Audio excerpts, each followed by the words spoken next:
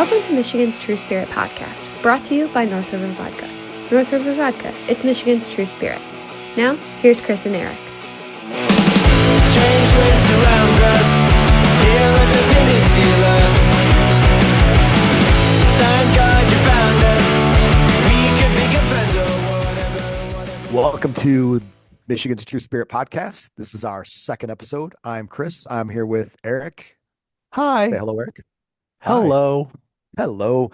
Last week we had the pleasure of having former Detroit Tigers catcher Alex Avila on our podcast. And the thing is when we start the interview, he pours himself a North River vodka drink. I see a bottle behind you, strategically placed, Eric, by the way. Well done. I've got mine. I got mine right here. Mm-hmm. Alex had a drink, talked to us for 20 or 30 minutes, and then opted to have a second drink. So we are going to be right back in just a moment with part two of our talk with former Detroit Tigers catcher Alex Avila. Yes. You're listening to the Michigan's True Spirit podcast. Hi, friends. Welcome back to another snappy segment of Michigan's True Spirit podcast. We are again joined by 12-year MLB catcher Alex Avila. Thanks again for joining us, Alex. Appreciate you. Chris, Eric, thank you. Appreciate you having me. Always enjoy it. Yeah, last week when we talked to you, Alex, you talked about like how people expect you to go into coaching or managing, and I wanted to delve into that a little bit because I don't know, it seems like there's a lot of catchers who end up managers. I think they're kind of the quarterback of the game. They're generally smart. If they're good, they know how to handle different people and different personalities. Like, I just think it's kind of a natural thing, and I think all those things about you, and thought that when you played. Is that something that you will delve into someday, do you think? Is it just a matter of kind of the timing of it with young kids at home that maybe you want to do it later? What are your thoughts on your future there?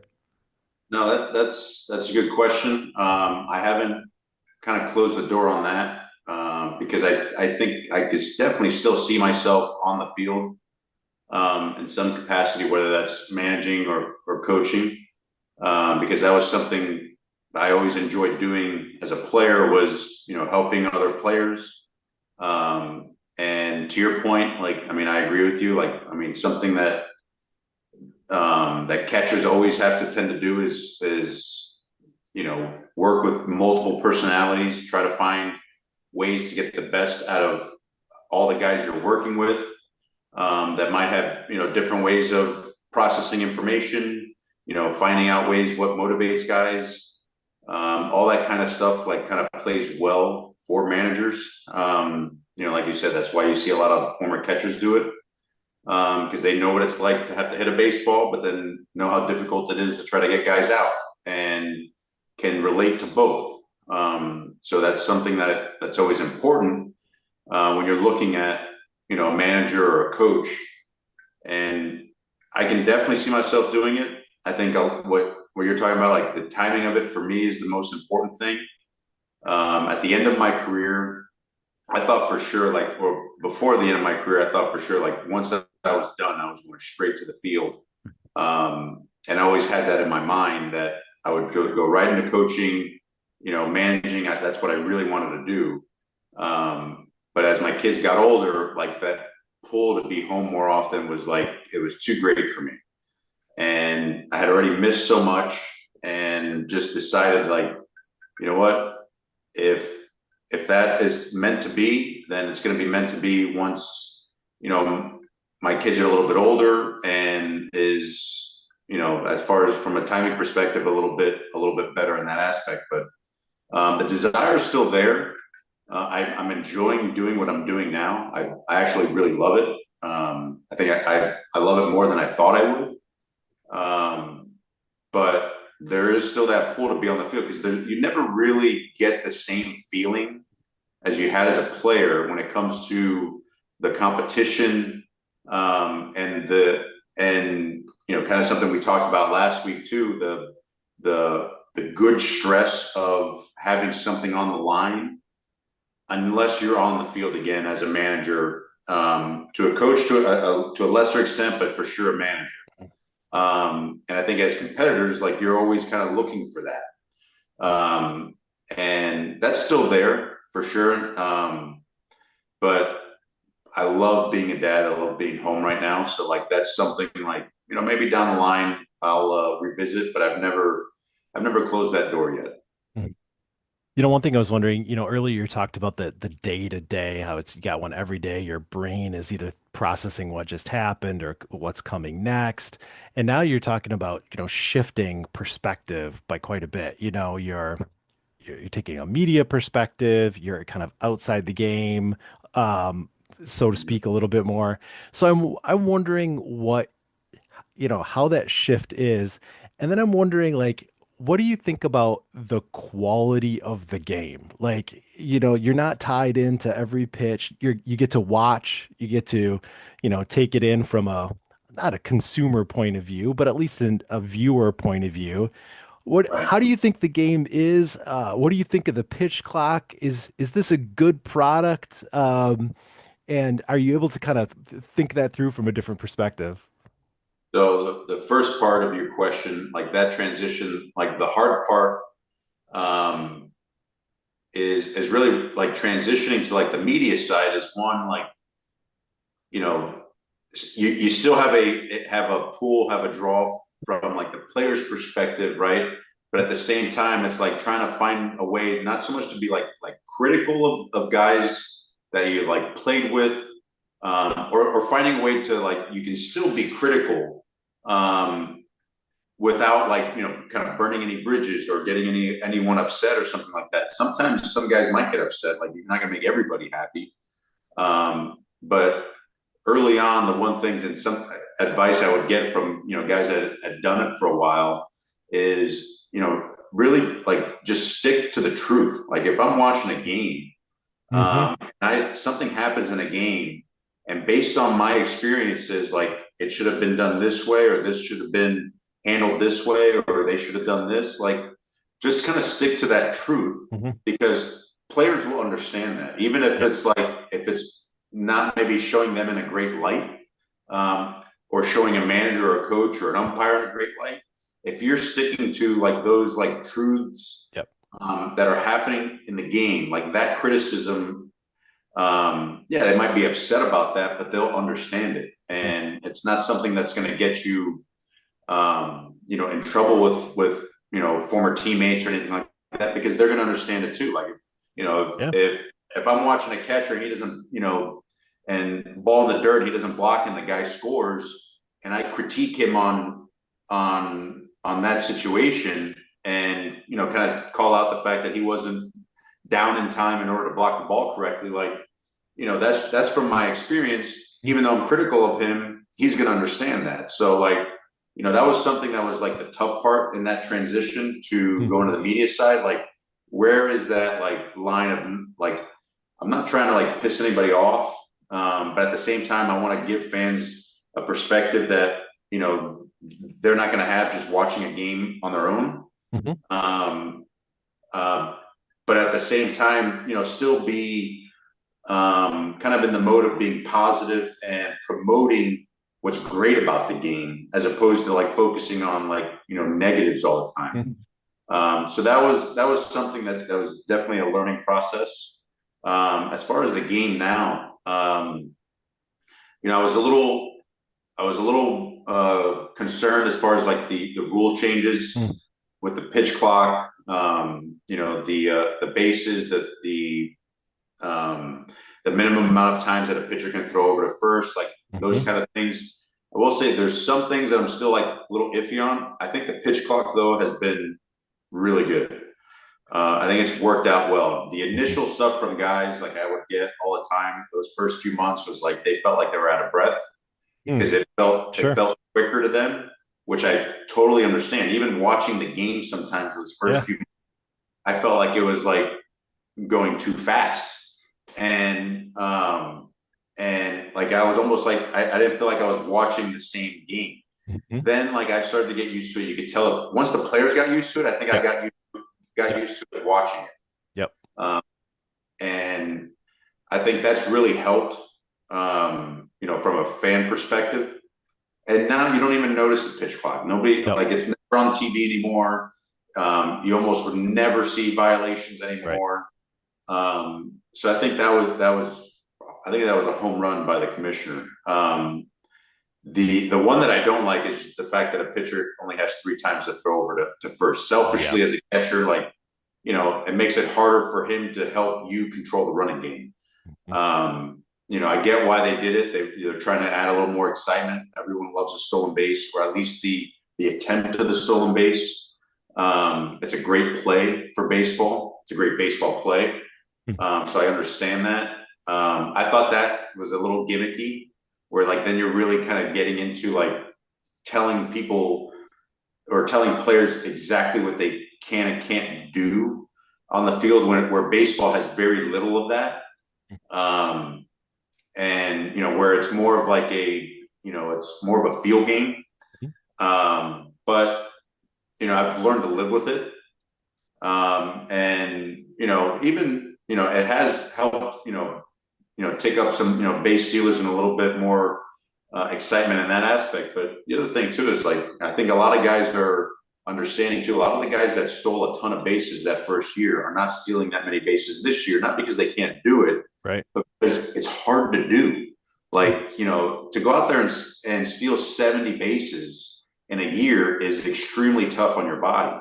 And so I think guys are understanding, like, hey, that was cool for a year, but like, if you want to try to stay healthy, maybe cut that down to 40 and, find other ways to impact the team. And, so, there's a give and take there, but I think the pitch clock is fine. I think the game is in a good spot right now. There's a lot of tremendous, young superstar players. So I like where the game's at right now. I mean, it's a little different than it was when I was playing, and even a little bit before, as far as just kind of like the personality. There's a lot more of that in the game today. So, I was always one to, like, I'm good with it as long as you're respecting your teammates, your team, and the opponent. So I'm good with, kind of like the influx of that kind of, personality and showmanship, because it is the entertainment business. But there has to be, some kind of understanding of sportsmanship too. I think that goes with it, because, regardless if some guys like it or not, I always played the game with the mindset of, like, people are watching. Yes, there's fans, but there's also a lot of people that are watching that look up to you. I've always felt like that was part of the responsibility of being one of the best in the world at doing something. Alex, I want to circle back selfishly, and maybe nobody will care about this question except me, but you obviously are infinitely more qualified to critique the play of Major League Baseball players as a former player than I was as a reporter. What are you talking about? You always had good opinions. I appreciate that, but and I don't know if you know this. This was an unwritten rule. I think this is an unwritten rule of journalists all over, of sports journalists, but this was certainly mine, that if I wrote something negative about somebody, I would show up I would just hang around their locker the next day until they showed up, and I'd say hi. Yep. And I just wanted to give them an opportunity to speak their piece. Get a pound of flesh. Yeah. And if they said, hey, if they said hi and they didn't say anything, I would walk away. I remember one time, Phil Koch, one day I walk into the clubhouse and Phil Koch says, "Chris, get over here." And I'm like, "What, Phil?" "I made a mess on the bases." I'm like, "What are you talking about, Phil?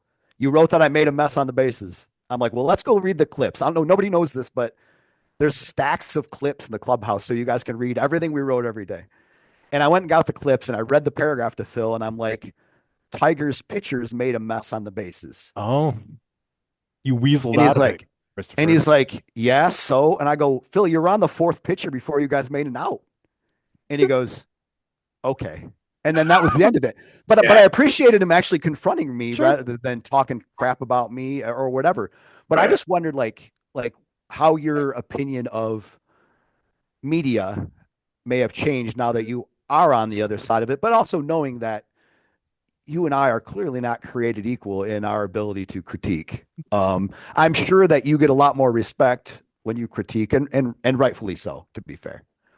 Well, yeah, I don't think in the, I don't know, 4 years now that I've been doing this. I mean, I've never had a player or former teammate or someone like that kind of discuss like what I've, said on TV or anything like that. Cause I've always kind of stayed on that line, like I was saying before, which, yeah, I might be critical of something, but it's going to come from the truth, which to your point, when you were writing about that particular game, like you weren't saying anything that wasn't factual from the game. Like you were reporting on the game. Yeah, they made a mess on the bases. They screwed up in the game, which I think that's where the respect came in from Phil Koch.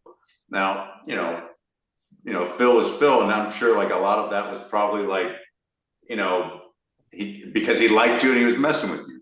And, that was something that I feel like, to your credit, like, there's still a lot of guys that kind of live by that. But the way I would always see it is like, not so much like your critiques or opinion as media didn't hold the same amount of weight, because you're watching as many games as we are. And yeah, I'm playing the game, but you're watching the game and you're talking to all the people that matter, that give you the correct opinion and assumption of what should and shouldn't happen. So my thought was always like, well, when it came to talking to members of the media, whether they're beat writers, TV personalities, analysts, broadcasters, like their job was to, help explain our story from the field. And they were watching, like I said, you're watching as many games as anyone. And so there comes a point where your opinion does hold weight because you see it on a daily basis. Like I have a couple of friends, really good friends, that are major league scouts right now. They never played baseball. They didn't play in college. They never played professional baseball. How would those guys become, a good judge of talent? Well, they watch the game. And by watching the game, you learn what is right, what is wrong, what works, what doesn't work. And you're able to develop an opinion based on that. So like, I'm sure there were plenty of players that thought, the other way, where like whatever you said didn't mean shit because, you never played or you weren't a player. But when you're watching that many games, you can easily develop an understanding of what it takes, to be successful on a baseball field on any particular night.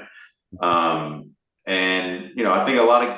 think most guys understand that. You're always going to get guys that don't. Same way, like you're going to get some writers like yourself that will go into the clubhouse the next day knowing that, hey, I might hear from a couple of guys, where there's not going to be writers that will ever do that. And, so like, there's never going to be, unilaterally, like, all players are going to react the same way. All writers are going to kind of react the same way, or media react the same way.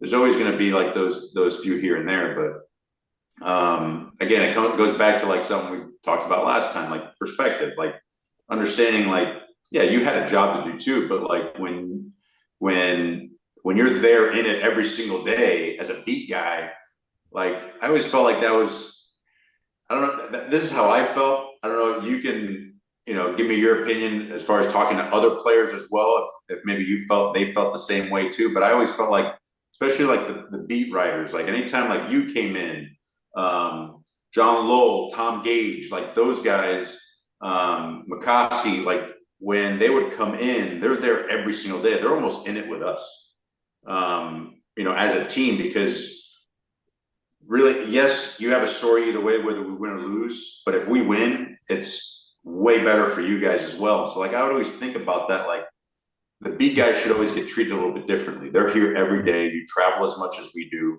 as opposed to like those national guys that would come in, on the rare occasion 2 or 3 times a month, just kind of looking for like the headline, not so much like the detail like you guys are. Sure.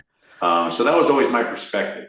Yeah, we're into deep cut baseball writing now, but I will briefly say, like on away games, there were 4 or 5 of us. Like it was Detroit News, Free Press, MLive, MLB.com. and Fox Sports Detroit or FanDuel or whatever they're called, whenever. And at home, it was 20 radio guys, a bunch of other local papers. So there were, sometimes there were 30 media members at home games, and on road games, there were 4. Mhm. And I did feel like from a lot of the guys, like we did get a little more respect, and especially on the road, because they were like, you guys are here every day. I have another funny story that you'll appreciate, and then I'll let Eric ask a question that's not so deep cutish. One day we walked into the clubhouse and we caught Justin reading clips. And I say caught because I don't think Justin really wanted us to know that he read any of our stuff. But Justin was reading clips, and Tom Gage said, "Are you giving us letter grades?" And Justin said, "I just do pass fail." and Tom said, "How are we doing today?" And Justin said, "You guys usually fail." And I took no offense to that because that's just Justin. Like that felt like love in a way from Justin. But yeah, we always failed. So anyway. I love that. Well, look, I'm gonna put it this way, and we could wrap this up as, like you said, we're getting deep into this, but like we're having this conversation now, right? And I know, like, we hadn't spoken in a little while until recently, but like I still talk to Tom Gage, I still talk to John Lowe. Me and Tom have actually been kind of working on a little book together, like like. With the beat guys, it was always different because like you form a relationship that could last, as opposed to it just being more of an acquaintance. Yeah, and somebody parachuting in just to get something. Because those guys on the daily, you see the roller coaster, and you're almost on that roller coaster with us. So like you see the struggle, you see the pain, and then you see the triumph. And then you see the struggle and the tears again. So it's like, that is different in its own right and should be treated differently. Yeah, I appreciate that. Oh, just such good times together. It feels. It must be the vodka. It must be. Alex, you had mentioned it, but can you tell us about kind of this new project that you're working on? What are you excited about doing these days? Well, I mean, I got a couple of side things, just like hobbies. For sure. I'm a cigar smoker. So one of my does that come with the Cuban? Is it Cuban heritage? Yeah, so right? Of course. If anyone that comes over like a family outing at the Avila household is going to be surrounded by cigar smoke. All the men will be outside at some point smoking a cigar, sometimes multiple cigars. And that's just kind of like how it is. And so I grew up in it, seeing my dad and family, like just that was what they did when we had family gatherings. And so one of my really good friends owns the oldest cigar manufacturer in Key West, and family run business that his grandfather started. Phenomenal family. And he's always tried to kind of get me into like, doing my own cigars. So like we're kind of been kind of developing something that would be worthy of like one of his best cigars, but at the same time could kind of, be kind of what I enjoy about cigars, and also kind of celebrating a little bit my background. So that's a cool little project. Hopefully I'll be able to take it up to Michigan. Yeah, for sure. To some places up there. I think that's what we hope to do.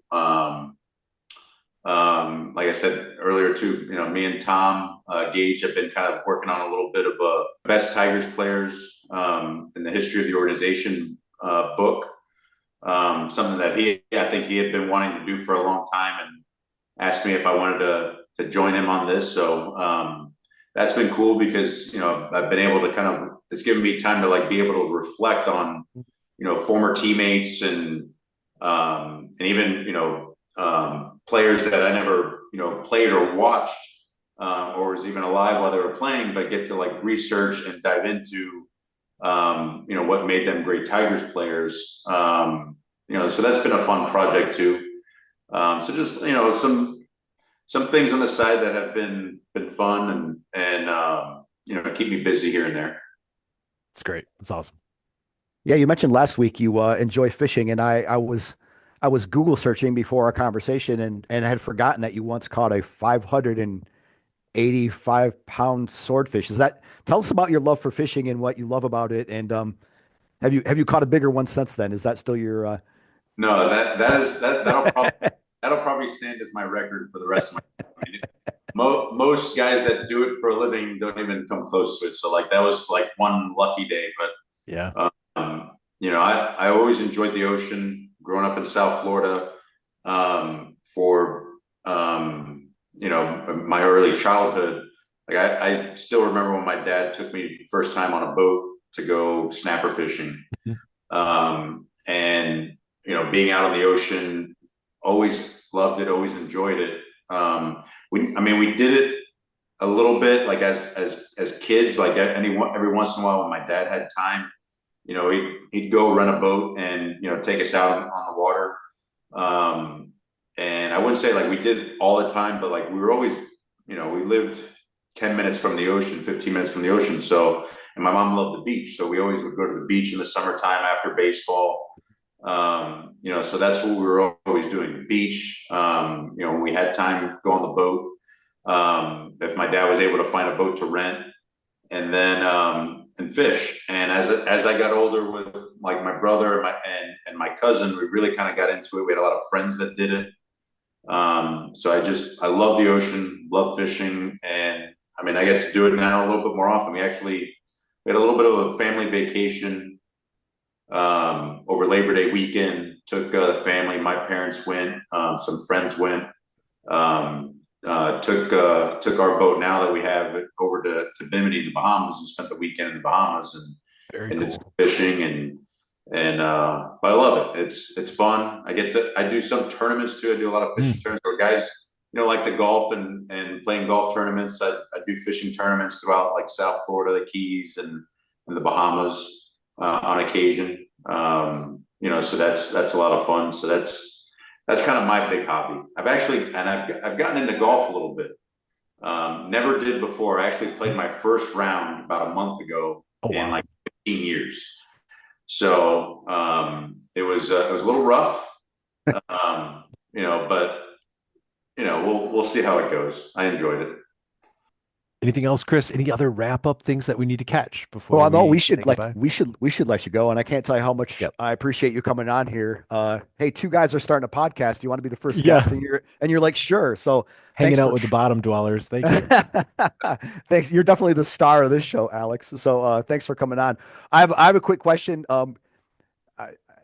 At one point while you were playing, I said to you, I want to know who your worst teammates are. And I'm not asking that question, but I said, I want to know who your worst teammates, like who the most despicable people you ever played with. And you said, someday we'll have a beer after I retire and we'll have that discussion, but we're not going to have that discussion today. It's not for public consumption. No, I'm not going there, but I have a pet peeve, and I don't know if Eric shares this pet peeve. I know a couple of my friends do, but I want to know, is Don Kelly a better human being than he was a baseball player? I don't know. Donnie was pretty good at, he had a nice run though. He's the hit man for a reason. Funny story about Donnie Kelly though, because sweet. He was, everyone always knew, especially like you, Chris, like going into the clubhouse, like Donnie was always one of Skip's like favorite guys, one of his favorite players. Mm-hmm. And it was always funny though, because like he might have been hitting 220, but it seemed like every time he played, he got a hit. That's why he got the name Hitman, right? But there was one game where he gets in there, right, and he gets a couple of hits in that game. The next day, me and him are sitting in the dugout. We're just like, we're killing time, like the last 5 minutes before we got to go out to stretch, get ready for batting practice. And we're sitting there, and Skip comes walking down in the dugout, and he's got a cigarette in hand. And he looks at both of us. He goes, "Oh, Alex, good game last night. That was really good." And he looks at Donnie. And goes, "Oh, God damn it, Donnie, you really swing the bat well too. But don't get used to it because you ain't playing for another 2 weeks." And so he'd let him know right out the gate, like, "Hey, Donnie, that's great, but you're not that good, so you ain't going to see the field again for another 2 weeks." And Donnie was always great about it. Like of course, because that was one thing that made him a really good utility player because he understood his role. Yeah. And where some guys would want a little more, I wouldn't say recognition, but just like more of a chance. But he understood like where he was at. Like, hey, he was a utility player, and he was a damn good utility player. I'll never forget Jim Leland starting him in batting leadoff against Alexio Gondo against the Texas Rangers in the 2011 ALCS. Mm-hmm. And everyone's like, what is he doing? Sure enough, home run, first at bat, first inning. And I mean, he just had a knack of finding ways to get Donnie in there where he could be successful. But it was always funny. Anytime he'd do something good like that, he'd tell him, the next day, he's like, don't get used to it because you ain't playing it anymore for the next weeks. That's awesome. That's awesome. Well, we couldn't get by this without having a Don Kelly story. So thanks for that, Alex. Thank you. And thanks so much for coming on. Like, we appreciate this a lot. So appreciate your time. All right. Appreciate it, guys. Anytime. Spectacular. Thanks so much. North River Vodka. It's Michigan's true spirit. Now back to Chris and Eric. Welcome to the next segment of the Michigan True Spirit podcast, where we talk about a geographic area in Michigan that we love, that we enjoy. Not hate, because we're not haters, we're lovers. And of course, we're coming up upon the fall season where you're going to go to some, touristy farm, and you got to pretend to enjoy doing field work for a while for your wife, and you can't have a bad time. You got to have a good time. So on today's episode, we're going to talk about Fennville, Michigan. And Chris, tell me everything you know about Fennville, Michigan. I don't know a whole lot about Fennville, Michigan, Eric. I would like you to tell me about Fennville, but briefly before we forget, I'm going to remind you to please drink responsibly. If you're not going to drink responsibly, don't drink at all. Thank you. So tell me about Fennville. Fennville is like the apple capital of West Michigan. There's the two Crane orchards right next to each other. And I guess there's lore. They're brothers, the Crane brothers, and they're kind of falling out. So on the south side of the road is the Crane's Pie Pantry, and there's a whole orchard. And then on the north side of the road is the Gary Crane Orchard, where you can also pick, apples, and they have like peaches. Both of them have all kinds of stuff. So, the Pie Pantry also has a location in Holland, but this is like, the quintessential fall activity. You go, you pick up way too many apples, and you go do this. You park in some dusty dirt lot and you fill a bag full of apples. See, you said we were going to stay positive, and I know a lot of people do like that fall weekend. Buy a pumpkin, get some apples, buy a gallon of cider experience. I want to see a woman in boots that are too tall and like a frilled felt tunic. If I don't see that, it's not really fall, ladies. So like, get it together. I think it might be the fact that that I actually grew up on a farm. Shameless plug time. I grew up on a potato farm where they grow the potatoes that we make North River vodka from. The apples of the earth. The apples of the earth, pomme de terre. That's actually a French term. Well done. Well done. Basic French one. But whenever I go to an apple orchard in the fall, I feel like I'm standing in line to fake experience what life is like on a farm when I know all too well what life is like on a farm. But those things are hugely popular. So I guess that's what I will say positive about them is that people seem to really enjoy them. So good times. And I'm one of these guys. First thing I'm getting there. I'm sending everybody else to do the work. Like I'm going to mosey around and I'm going to grab a big apple and I'm going to shine that sucker up. And I'm eating that thing the whole time. I getting one free apple because I'm overpaying for the rest of them. Are you a corn maze guy? No. Of course they're wonderful. Stay positive. I love corn mazes that are not $10 to walk through. Yeah. And again, we had some cornfields on the farm, so like we didn't go through the trouble of cutting the maze. We just ran through it and chased each other, scared the crap out of each other. And it was free fun. You know what I love about corn mazes? Like they show the picture and it's like this most intricate. Oh, here's Elvis. Here's a picture of an elephant or whatever. And while you're doing it, It all looks, you know what it looks like? It looks Corn. like corn. Yeah. It doesn't Yes. matter. It doesn't look like Elvis. It's just like corn. Anyway, that's the segment for this week. Fennville, go buy some produce. It'll make everybody happy. Thank you. This is Alex Avila, and you're listening to Michigan's True Spirit Podcast. Welcome back to the Michigan's True Spirit podcast. I'm here with Eric. I am Hi. Chris. This is our final segment of episode 2, and this is a game we like to play that we like to call Crock or Rock. Or wait a minute, is it Rock or Crock? Gosh, you screwed Doesn't it really up matter. already. Doesn't really matter. Get does it? good. Get good. This is a game where I read a description of a band that is coming to Michigan to play a show, and then I give the real band name, and I give Eric a fake band name. I have something like 120 fake band names on my phone. It's just something I collect, and this is the first time we've been able to use them. Although I do have a friend that actually has a bunch of bands, and he found himself with a new combination, and he used one of my band names at a gig. Yeah. So What was it? Can you say? Mario Speedwagon. Mario Speedwagon. I Mario didn't know Speedwagon played a gig I like near that. my home. So, are you ready to play Rock or Crock? that. Oh, so ready. So this band is a progressive metal trio Mm. from Southeast Michigan. hmm They released their debut EP, Let Them Eat Cake, on September 27th, 2024. hmm I don't have a bunch more details about them. Is that enough to go on for Rock or Crock? I'm going off of nothing anyway. Go ahead. Here are your 2 names. All right. Is this band's real name Cassette Tape Fiasco, Cassette tape fiasco. Okay. or is the band's real name Suburban Death March? Suburban Death March or cassette tape fiasco. Both are pretty good.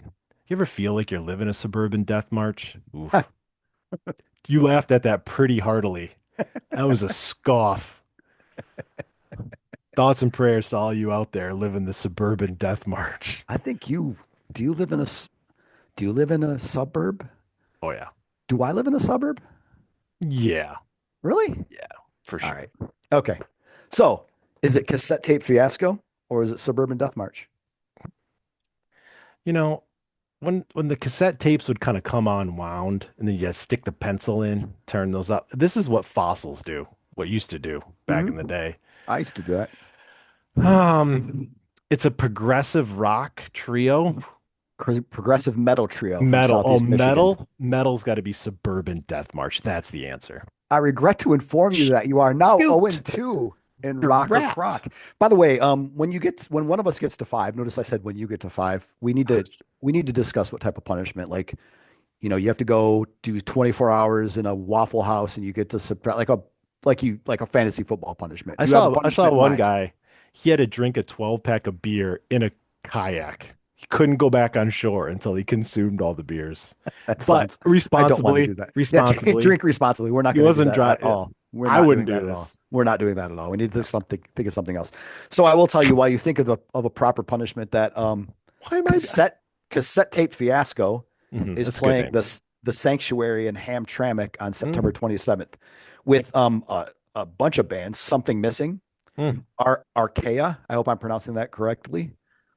Ego Riptide, which is another good band name, and a band called Sticky Rat. That's double bad. Not only is there a rat, but It's it's sticky. also sticky. Have you been to the Sanctuary in Hamtramck? Is that the same one that's below St. Andrews? No, that is Then no. the Shelter, Shelter and right? Sanctuary Sanctuary. There you go. Yeah, sound like the same you're thing. close. but I was wrong. The Sanctuary in Hamtramck is one of my favorite concert venues Mhm. in Michigan. It is the stage is beautiful. There's like a neon light behind the band, brick wall. It holds about 400 people when it's packed. Jeez. Yeah, Drinks are like $6. sure. And as a guy who once I like paid it already. $18.50 for a beer at St. Andrews Hall, was that right? Yeah. When we saw Group Love? That was insane. Yeah. The drinks are cheap. There's street parking. You can park right out front. It's a tiny little venue. I've seen Tiger Cub Yeah. at Sanctuary, which you saw Tiger Cub Yeah. somewhere. They opened for Chevelle at 20 Monroe. 20 Minute Live. And I saw a band that I absolutely love called Winona Fighter Oh, yeah. recently at the Sanctuary. So you should go check out Tiger Cub and Winona Fighter, and you should check out the Sanctuary. And if you like progressive metal trios, you should go check out Cassette Tape Fiasco. They're actually from Commerce Charter Township, Michigan. So there you go. Eric is 0-2 in Rock or Crock. It's only up. It's only up from here. This is the end of episode 2 of the Michigan's True Spirit podcast. We should thank Alex Avila for coming on again. We should, but we're not going to. We're not going to. I'll No, text him. just kidding. We are. Thanks, Alex. Alex was great. I really appreciate his time and some great insight from Alex. So Yep. appreciate him. And thanks to all of you who are listening, hopefully still now. So thanks for tuning in, and we will catch you next week.